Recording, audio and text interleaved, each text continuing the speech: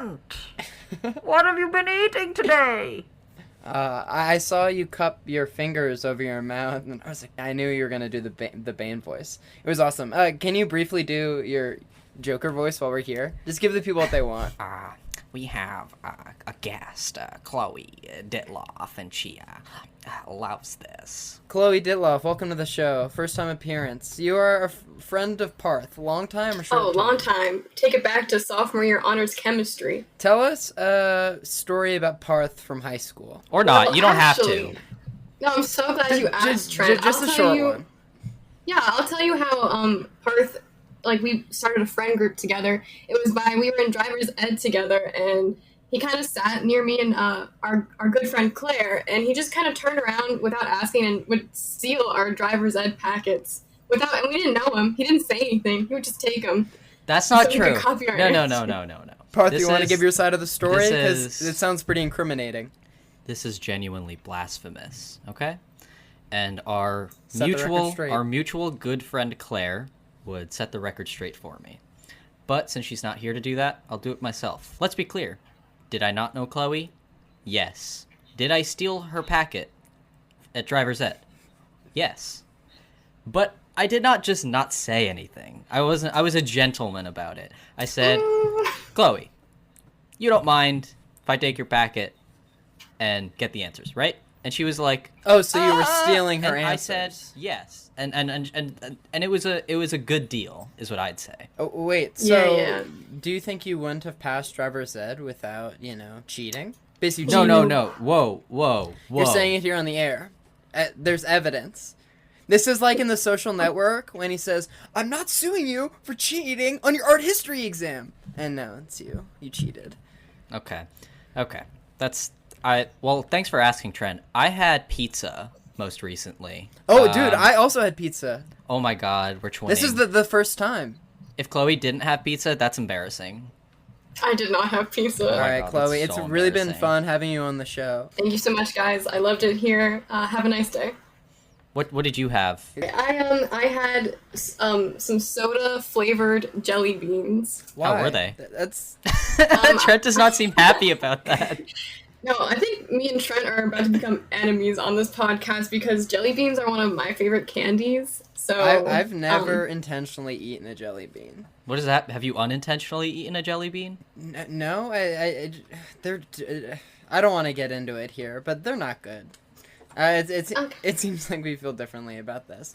Do you not like chocolate? I mean, good candy exists. Have you not heard about this? I do, but there's something so much fun about reaching into a bag and you can just take out any flavor, So do you eat them one at a time, or is the whole point to cocktail them? One at a time. I'm not an animal. So is part of the game to determine what kind of flavor they're going for? I think it depends on the bag. For the soda shop one that I have, no. It's very easy to tell because they're all different colors, and there's only 5 flavors. So, Chloe, tell me this. After this driver's ed event, how did you manage to befriend Parth?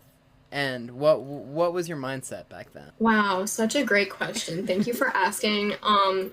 We also happened to live in, the same neighborhood. So it's a convenience thing. Yeah, we rode the bus together, and then during gym class, he would talk to my group of friends and then leave before finding a more athletic group of people. That's not true. I wanted to do stuff that you guys never wanted to do. Okay. I'd be like, yeah, guys, let's play tennis together, and you would all be like, Incorrect. Chloe says, I wanted to play tennis. Parth? Yeah, I can't tell you how many times I played a 3-person game of volleyball because Parth would not play with us. Want to explain yourself? So what kind of pizza did you have, Trent?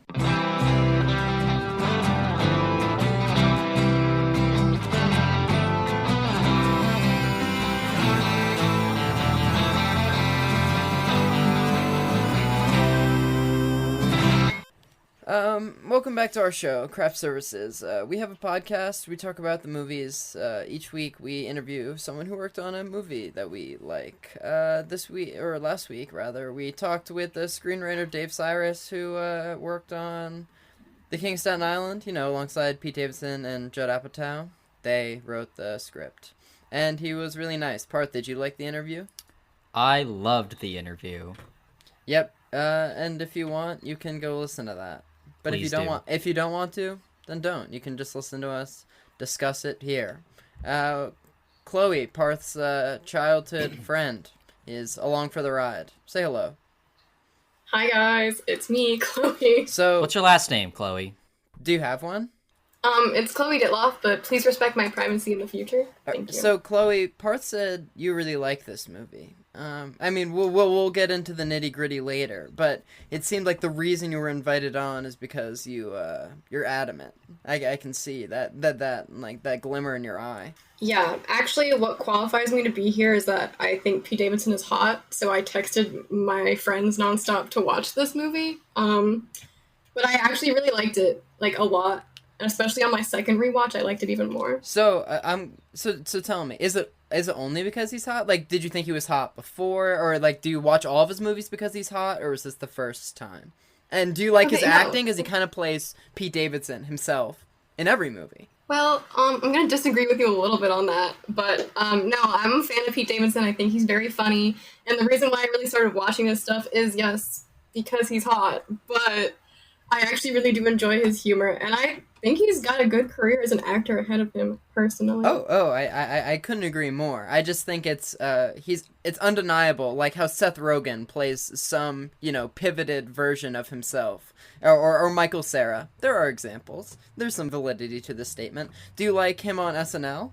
I don't want to slander SNL on air. Like, it hasn't been, like... No, do it. We only had one of its writers on our show. Go ahead. Yeah, do it. Yeah, just last week, Chloe. So feel free to just criticize their recent content. Well, I actually love SNL, and they've never done anything wrong. It's amazing. Well, I just, think that, I like Pete on Weekend Update the most, probably, which kind of falls into what Trent was exactly saying about him playing Pete Davidson. But I think he's funny, yeah. And I think that's all you need out of a comedian. So, wait, Chloe, riddle me this. Did you purchase it for $20 when it was first released on home video? No, my parents wouldn't let me. So, what do you mean your parents wouldn't let you? So where'd you go from there? And wait, why were your parents so involved? You're an adult. Like, do it yourself. I live at home. Wait, so how did you end up watching it? Yeah. I waited till it was on TV in January of 2021. But it seemed like you were so desperate. I know, and you can, Parth can attest to this, I was really disappointed. Why didn't you rent it on your computer? I don't know, man. Alright. I didn't know I was being interrogated on craft services. So, Trent. Yeah? Wait, you want to start podcast? I'd like you to stop bullying my friend that we've graciously invited onto the show. If you could do that, that'd be good. I'm not here to bully anyone. I just have some King of Staten Island questions. She's the resident King of Staten Island expert, and I'm trying to lay the groundwork for the conversation that we're about to have. This is the pretext. We haven't even done the production history, the synopsis. And speaking of, do you want me to say the synopsis, Trent? Is that what you want me to do? Yeah, please. Okay, I'll give it to you. This is a long one for an IMDb synopsis. I know it's usually one sentence, and I thought that was the whole point. But here, we've got two sentences. And one of them is a run-on sentence. Here they are. Scott has been a case of arrested development since his firefighter dad died. He spends his days smoking weed and dreaming of being a tattoo artist until events force him to grapple with his grief and take his first step forward in life. So it had a budget of $35 million and a box office, according to Google, of 2.2 million, but that's, theatrical release, and I think we read that it was only in a few European countries. And it did really well on video on demand from people, paying $20 for it. But not Chloe Dittloff, right? Not the Dittloff family? Due to her strict parental influence. Stop, my mom's gonna listen to this.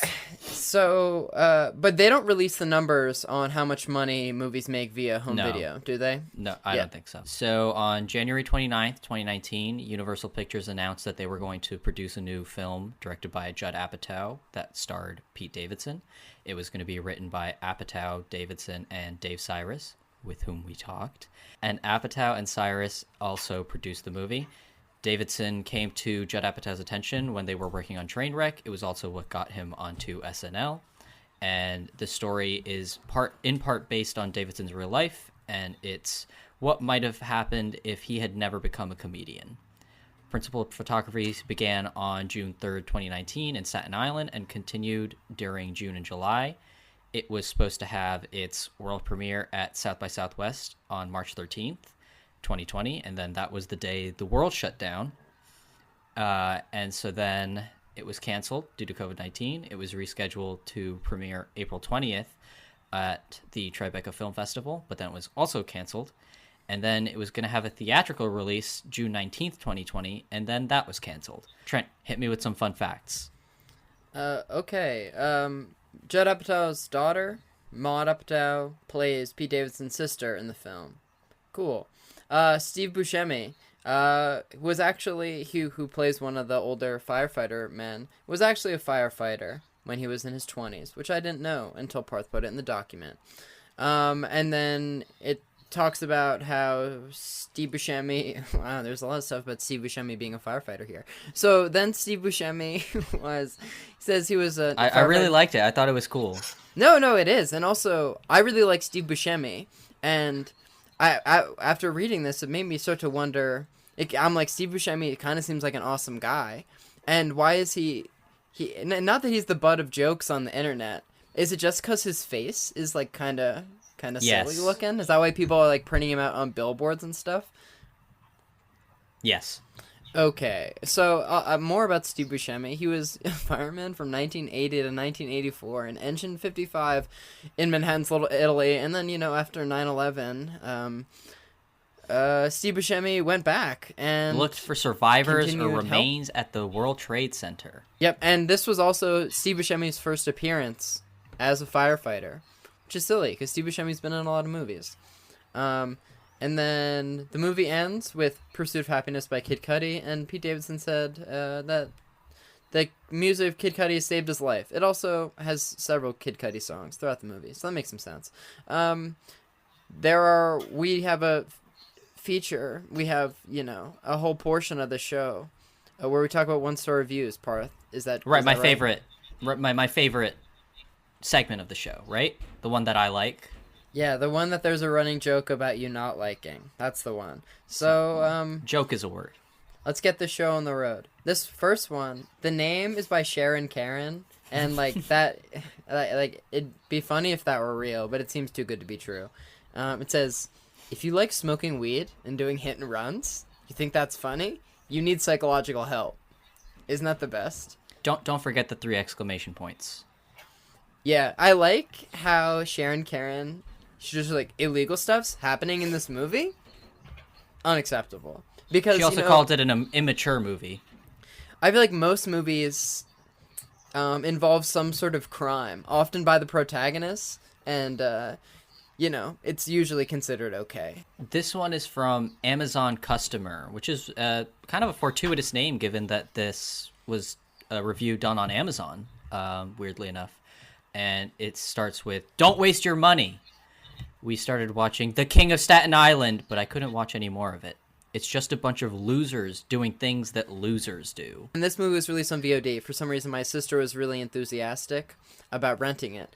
And she rented it, and her and my dad watched it. And afterwards, I asked my dad, "Hey, how was the movie?" And he said, "Well, you kind of just hang out with Pete Davidson for a while. And then there's a robbery, and there's kind of some romance, and there's some family stuff too. It's okay." And I think that was the nice version of what this 1-star review is saying. Yeah, I think, Chloe, it's your time to shine for the 3rd review, which isn't about the movie at all. Yeah, great. This piece by Samantha Sherwin is entitled Accidental Digital Order. It says, "Somehow accidentally ordered this. Not sure how when I was not even logged in. I also would. It lay $20 for a rental. I was able to cancel the order by clicking on the movie to watch it and then clicking cancel this order without clicking to watch. Now we wait for a refund." Imagine accidentally renting a movie and then be like, "Fuck Night at the Museum 3 because I accidentally clicked the rent button for $3.99 for HD." It's not Night at the Museum 3's fault.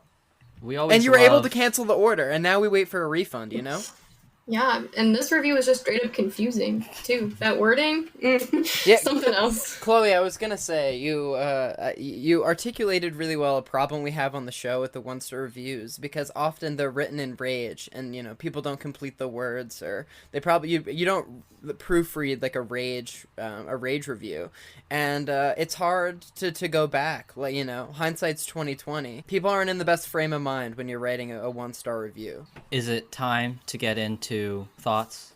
Trent, Chloe, are we ready? Sure. I'm ready. Yeah, we're 20 minutes into our movie podcast. I guess it'd be a good time to start discussing the movie. Chloe, you're our guest, our esteemed guest, and resident driver's ed helper. Yes. Wait, did you guys all pass driver's ed, by the way? I got a 98, Yes. baby.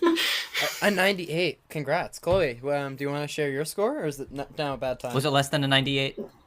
Because I'm normal, I don't remember what I got in driver's ed, but yes, it was an A+. Wait, Parth, did you cheat on the final exam also? No, or I just did not cheat.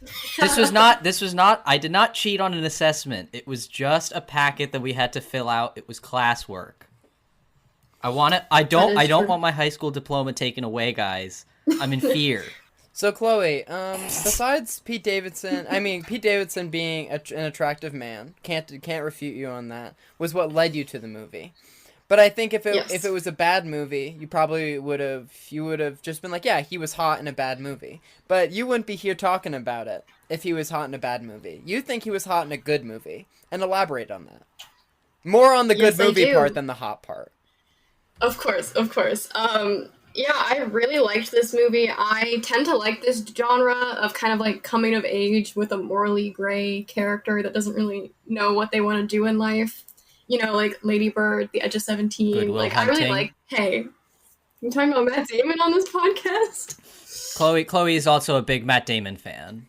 Well, yeah, we're all alive. We're all living humans. Like, anyone with a heartbeat is a Matt Damon fan.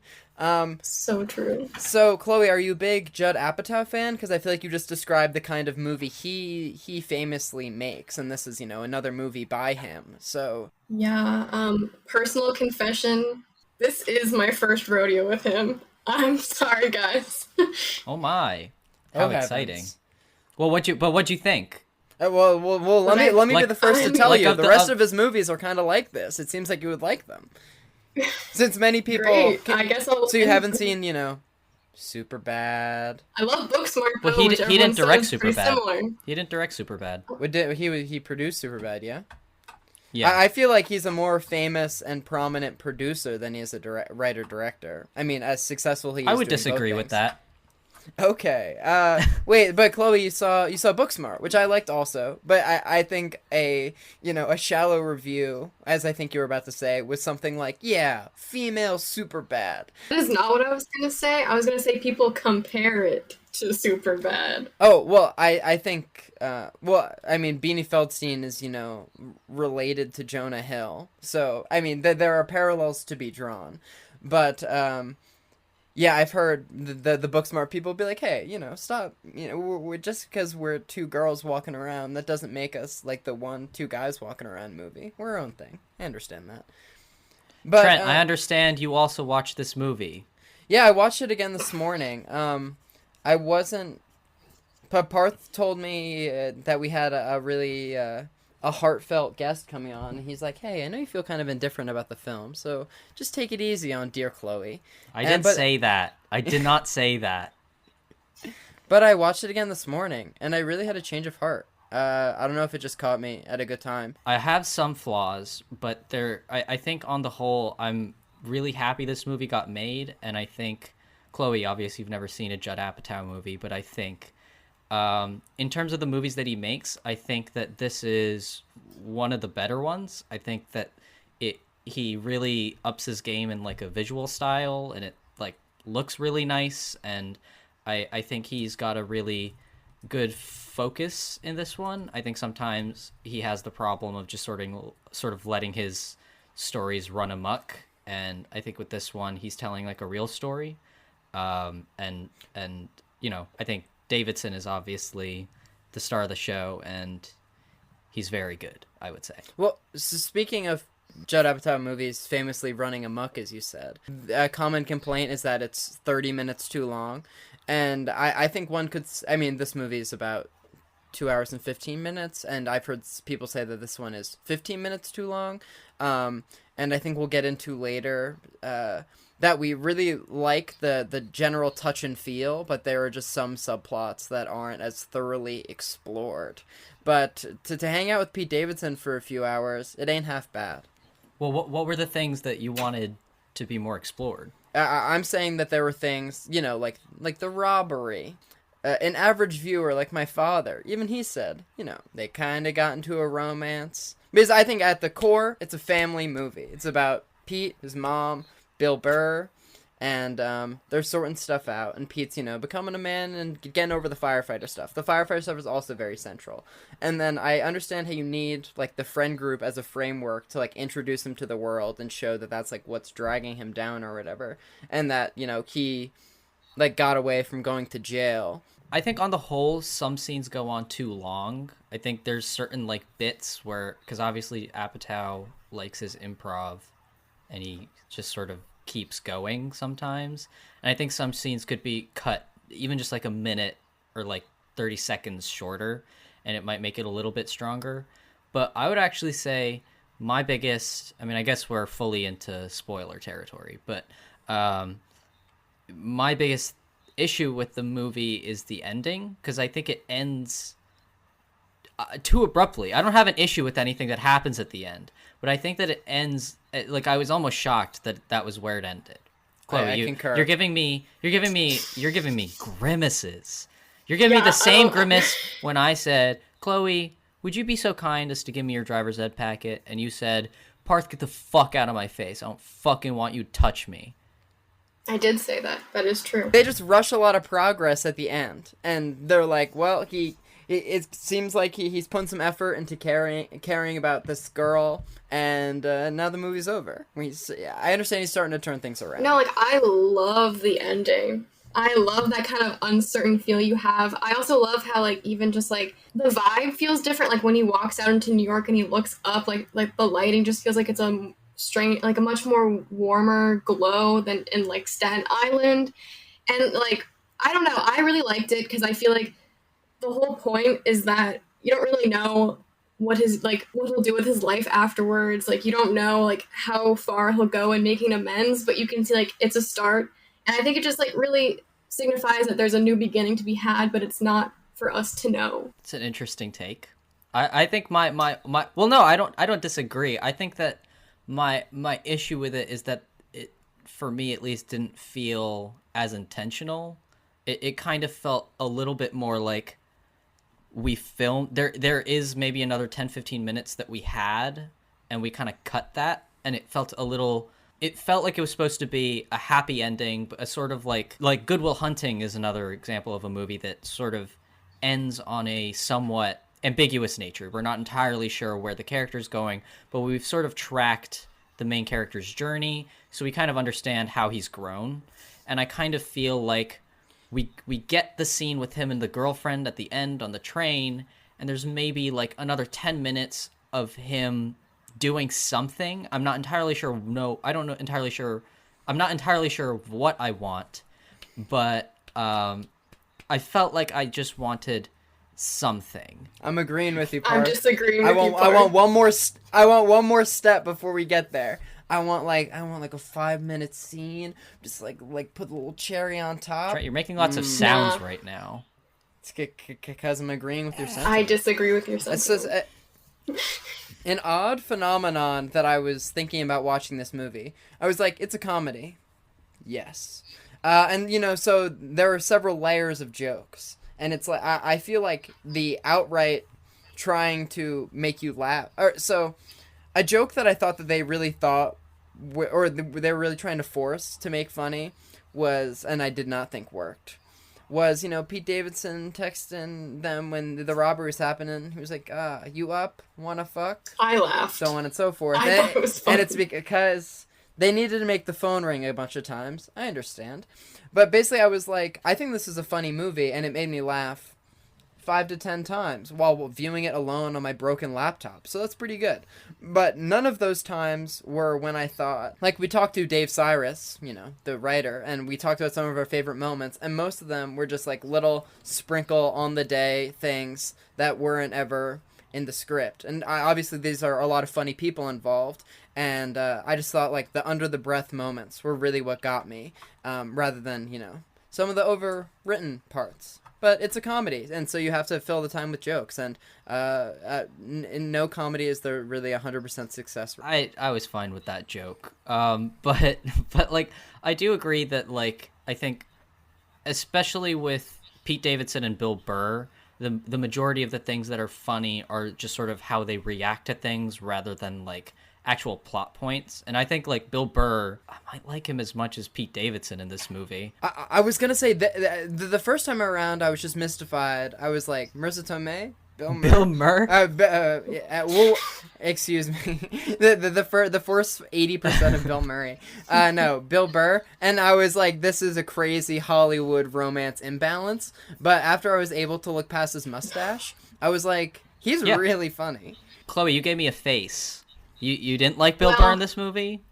No. At first I was just shocked to hear that sentence. And then I thought about it, and on my second rewatch, like, similar to the experience Trent had, I was like, wow, he like is actually really serving. You know, Bill Burr is not my favorite actor, but I really think like this was a role that was like made for him, I think. Yeah, and I think that's kind of the case with like the majority of these I mean, I think that's something Apatow's pretty good at, is sort of casting people so that they're not really acting, kind of, because Bill Burr kind of is that like kind of angry, kind of trying to be nice but not very good at it, at like kind of person.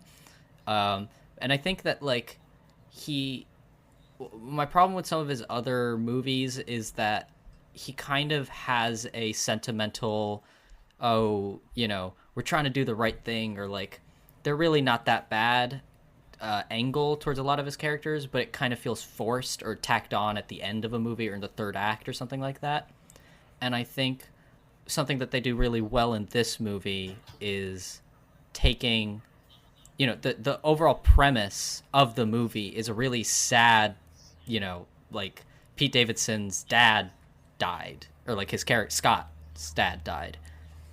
Yeah, they say that in the first 2 minutes. And I think it helps to sort of imbue the whole thing. Like at its core, there is a sort of happy, sad complex going on that I really like, and I think that he's able to take that out of Bill Burr and Pete Davidson in a really good way, and I think that they're able to play off of each other in very interesting ways. Parth, I had this thought during the movie, and I was like, I know that this is the intention of every actor, but I was like, I feel like in this moment in particular, all the actors, or all the characters on screen are just like little, you know, slanted versions of the actors, and isn't that like the definition of, you know, good typecasting? And I thought that was very effective. Another thing, this time I thought the kid actors were so fucking good and cute. And, you know, most of the time I hate kid actors, and I just thought that they were so endearing and funny, and a really good addition. I want a tattoo. You're a tough guy? Sure, young guy. You want a tattoo? Yeah. Dude, kid wants a tattoo. That's my guy Bro, right there. you can't give him a tattoo. Yeah, He's a little kid. Yeah. Well, I gotta practice on something. He seems old enough. You a tough guy? Yeah. You a badass. Come on, show those muscles, kid. Come on. Yeah, both arms. Put them up there. Yeah. There we go. What's your name? Harold? I'm gonna call you Harry. Don't. It's Harold. Okay. Hell yeah. I like this kid. I need him in my life. He has structure. Guys, I don't think that's a good idea. I mean, we don't listen to anything you say. Why do you even try to give us advice? So what do you want a tattoo of? The Punisher. The Punisher. Okay. That's tough, man. All right. He could have said anything. He said the Punisher. You know, I've now seen this movie 3 times now. And this movie, you know, opens with a scene of Pete Davidson, you know, behind the wheel. And I've never quite understood what that scene's going for. Do you want to stand your ground here? Yeah, you know, as the writer of this scene, it means a lot to me. But no, I just think that like that was the way to establish, like, that this character has a lot going on, and I think it establishes his personality to some extent because like you kind of have like this impulsive and like I don't want to say selfish for that scene in particular, but like not with much regard to his surroundings. And I feel like it was like a great way to kind of establish how he's going to act in this movie without kind of self-centered. words. Not necessarily selfish, but like he's definitely thinking about himself most. For sure. And I also think to some degree it was like, it's a nice shot too, like him in the car with like all, like, I don't know, like, I think it's a visually nice way to start. And I think, the lack of dialogue until he starts to say like, sorry, like, I'm sorry. I don't know. That really got me when I first watched it. I was like, this isn't just going to be funny. Okay. Yeah, I agree with your take on that, Chloe. Thank you so much, Mark. Thank you so much. I hate to have a spontaneous, unrehearsed moment on the show. Go ahead. But, Parth, I checked my phone. I checked my phone a moment ago, and you know how right now on our Instagram, that we pleaded out to our followers saying, hey, let us know what kind of movies you want to talk about. And I'm going to put this person on blast, but at Amelia Francois, she said, do Promising Young Woman. We did. It happened several months ago. There are 2 episodes on it. It's Amelie Francois. And yes, it's completely fair to put her on blast. One of my fave interviews. I'd recommend it. Yeah, to this, Mary Weissmuller Wallace. person. It was a good time. Unit's still photographer, but you know what I'm really happy about, Trent, is that I'm glad that on air you sort of told us that when other people are talking, you're kind of like Pete Davidson in this movie at the very beginning. It was a really good way of tying it together. You're not paying attention to what's happening around you. Chloe could be talking. I could be talking. The podcast as we know it could be done, and you just wouldn't know because you'd be on your phone looking at what Amelie Francois was saying, right? Part, the funny thing about this is that when we're doing our interviews with our celebrity guests, you are playing Run 3 on... That's not true. On coolmathgames.com. Parth is always playing Run 3 when we are interviewing people. Only the first few. Only the first few. So true, bestie. He's always playing Run 3. It's not a shot. It's not a sign of disrespect, okay? Trust me. Parth says it's a layer of white noise that he needs to distract himself with. Unbelievable. What kind of a grown man can't afford his own apartment in Staten Island? Fucking loser. He lost all our money gambling. He is homeless, he's penniless, and he's a deadbeat dad. What is your mom doing with him? My mom hasn't gotten laid in 17 years, so I think her bar is pretty low. Really? Yeah. He's good in bed, I hate to say it. All right. Well, I didn't really need to know that. Yeah. He's got a beautiful cock. I mean, it's his only attribute. That big, thick cock kept me in it for 8 years longer than I should have stayed. It's a fact. I think the movie's structure is a little muddy in the middle. And I think that's kind of what I mean by, like, scenes could be shortened down by, like, a minute or 30 seconds or something like that, and it would probably serve the movie a little bit better. Because I think the overall structure is good in terms of we're sort of tracking the character's progression through these events and whatever. But I feel like there's this weird amalgamous thing in the middle where, like for example, there's a whole montage of Pete Davidson taking the kids to... Walking them to school. And normally this would be like, oh, okay, this is the beginning of his progression, right? He should commit the robbery, screw up, get caught, maybe not by the police, but like they figure out, and then they're like, you got to get your life together. And then that's when he starts taking the kids to school. But instead, you get 2 separate montages of him taking the kids to school. And it's just like weird structural things like that I think could have been fixed. And I think they just didn't because they liked certain scenes. And I think in the moment they're funny. But I think overall, that's what I think people mean by the movie could have been cut down by like half an hour. Is that I don't think the movie actually needs to be cut down by half an hour. It just needs to be rearranged a little bit. But I don't know if anybody agrees with that. I agree, Parth. I fully agree. Like, when I was rewatching it, I definitely felt like there were just some, like, dead ends. Like, the robbery is my least favorite part of the movie, even though, like, I laughed just because, like, it just felt like a convenient way to be like, we don't have to discuss the friends anymore because they're in jail.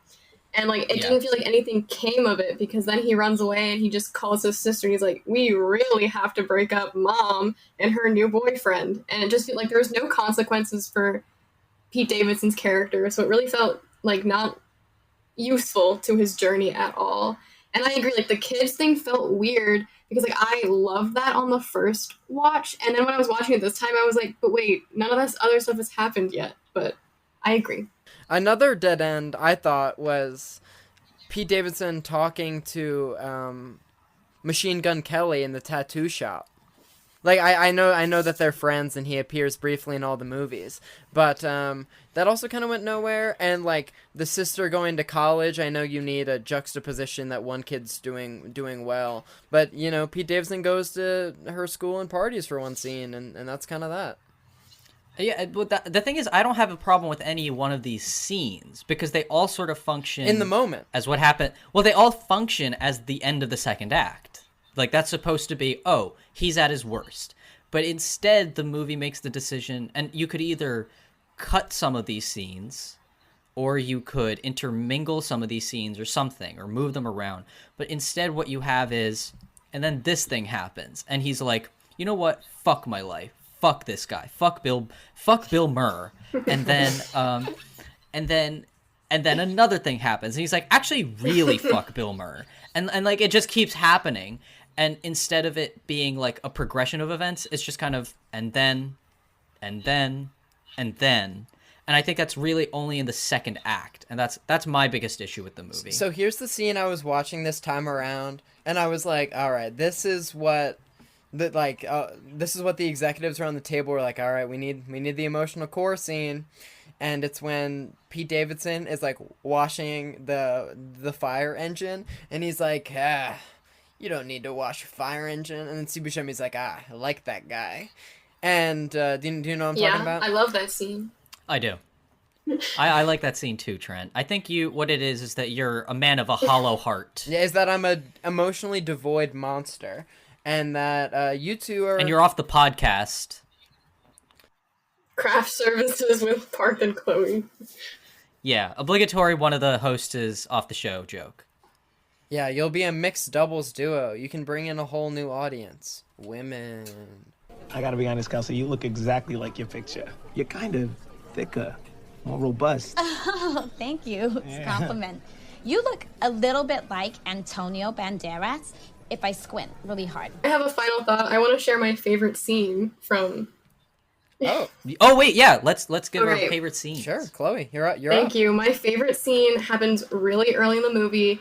It is when Pete Davidson goes into his garage and he finds his dad's suits and he tries them on, and he is talking out loud to himself. And it's very short.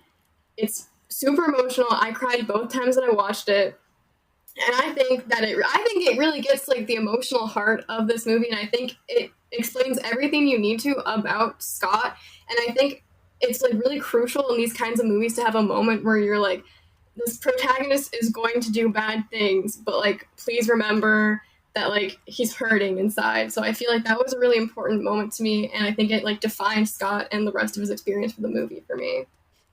A lot of the reviews were basically like, hey, this guy does morally reprehensible stuff, and you can't blame that on him having a dead dad, and I just don't agree with that at all. And he's also got like mental issues that he it's not just, you know, and obviously having a dead dad will do that to someone, but like, this movie isn't saying if your dad dies you're screwed or that you're gonna end up like this. It's saying like, I don't know, it isn't alluding that if his dad was alive he'd be doing great. To give my favorite moment in the movie, it would be the pool fight between him and Bill Burr.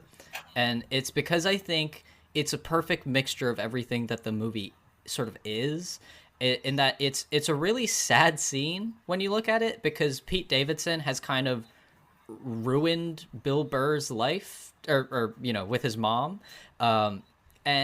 And it's really sad, but it's also, it reveals character on Bill Burr's end, and it's really funny to see them go against each other. Dude, you're a degenerate gambler, and you're in your mid-50s. Who bets on the Jets? Have you not learned anything about betting? The Jets are gonna come back! No, they're not! They're never gonna that's probably the funniest scene in the movie to me, but it's also like the most upsetting scene because you're kind of seeing. I like it in movies when they show a character that obviously has some sort of mental issues that they're going through, whether it be depression or anxiety or depression or fuck, I said the same thing twice. But anyways, whatever mental things they're going through, if they've got depression, if they're if they're dealing with not feeling awesome or good, they're sad a lot. If they're just one could say depressed, if they're not happy. But what I really like is when a movie shows, like, the ugliness of that to a certain extent, and I really like that the movie doesn't try to shy away from, it's unlikable. What he does is not likable, and that's why like some of the reviews are kind of baffling because it's kind of clearly meant to be bad and unlikable. But yeah, that's my favorite moment in the movie. Trent, I know you famously hate this movie, so you probably don't have a favorite moment. Is that correct? So I'd love to share my favorite scene. Thanks, Parth. So as I said in the interview, I really enjoyed the Hulk hands segment, and this time around he was dancing around the waiting room with the other guy, and he goes, "Yeah, I've seen Creed a couple times." What? You don't understand. Fighting is serious. I don't like it. It's sacred. It's how I tribute my Lord and Savior. What? It's the way I tribute my Lord and Savior, Jesus. I don't think Jesus would want you to kick my ass right now. People want me to have these tips. That's what he means. You can have the tips. I don't even want them. What is this? What's this shit? I seen Creed a couple times.